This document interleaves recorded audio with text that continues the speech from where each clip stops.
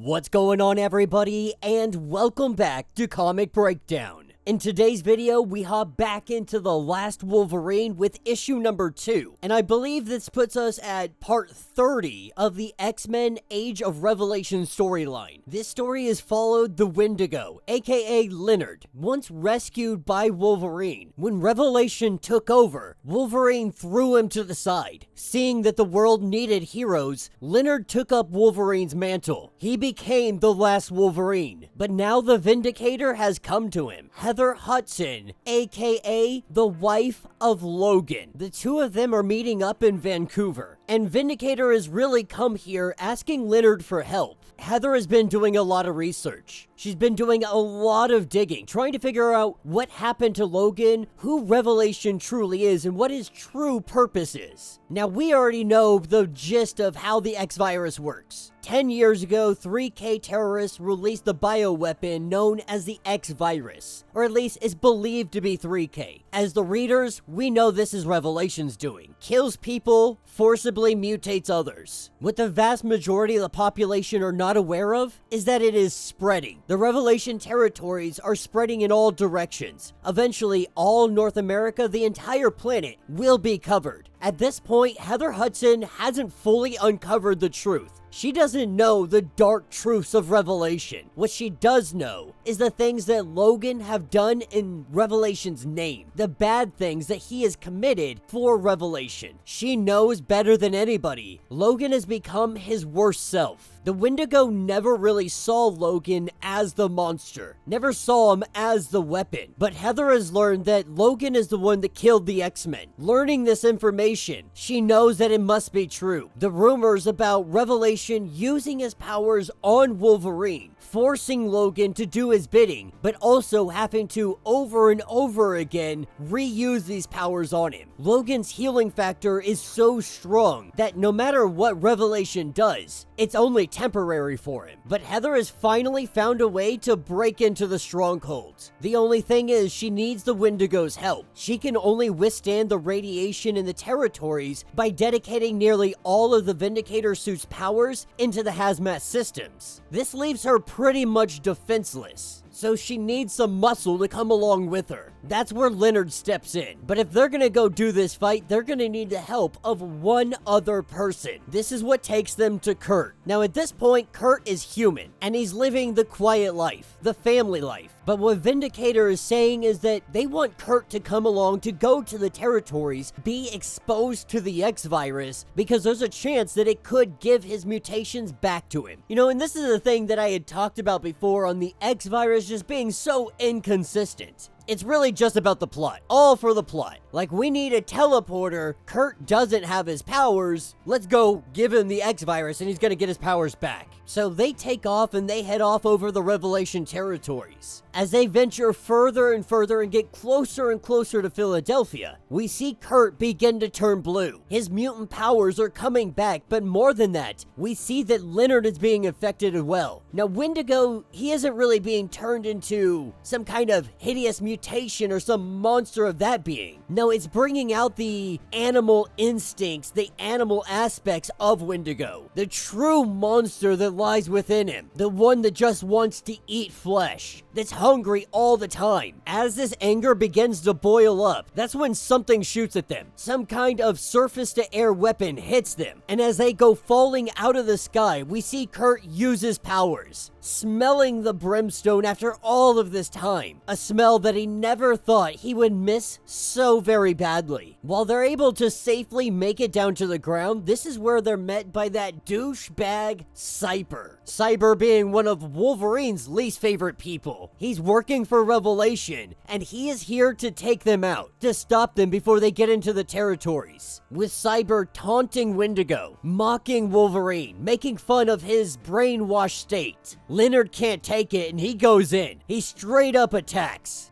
Jumping the ball, Kurt goes in as well to try and help out, but both of them get knocked back. Vindicator gets shot in the chest. Her armor taking most of the blast, but it puts her down. The situation just got real bad real quickly. And with Leonard being hit like that, the animal Wendigo begins to come forth. He charges in on Cyber. He claws, he punches. And then Leonard bites his freaking face off. He doesn't stop with one bite. He munches and munches. It gets so bad that Vindicator literally has to pull him away. Vindicator is able to bring him back, mentioning saving Logan. It triggers something in his mind. He snaps out of it, but then he quickly realizes what he just did, feeling almost shame for what he just did to Cyber. Even Kurt's like, you did what you had to do, man. Like, it sucks, but it had to happen. Now we need to keep moving. And this is where we see Kurt use his powers, hopping them from Cincinnati on upward to Pittsburgh to Philadelphia. Vindicator goes on to say that it appears being exposed to the X virus empowered him and made his teleportation better, made it stronger. But even after hours of teleportation, it drains him, it weighs on his body. And so as they prepare outside of Revelation's palace, they take a break, they get some sleep. And when Leonard wakes up, he's not sure if someone's sneaking up on them or what's going on. But this is when Heather, she comes out of the shadows. Not really sure where she was, but she is now wielding the Muramasa blade. And Leonard has a state of confusion. He thought that they were coming to save Logan, but Vindicator says that I don't think there is any saving him at this point, because to save him, we would have to get Logan away from him long enough for his mind to heal. I don't think that we are capable of doing such things. That more than likely Logan would kill us long before we could capture him and drag him away. So the best course of action, she believes, is using the Muramasa blade. The one thing that can actually kill Logan. If he has been turned into a weapon, he should no longer be allowed to be wielded as one. So for his sake, for the world's sake, they have to do the thing that they can do. The only thing that they can do. Vindicator is going to kill her husband. And that is where this issue will end. So let me know what you guys think down in the comments. You know, like I said in the first issue, I like this story because I like Leonard. I like the Wendigo. He's wholesome, he's kind, he's friendly, but he can also literally bite your freaking face off.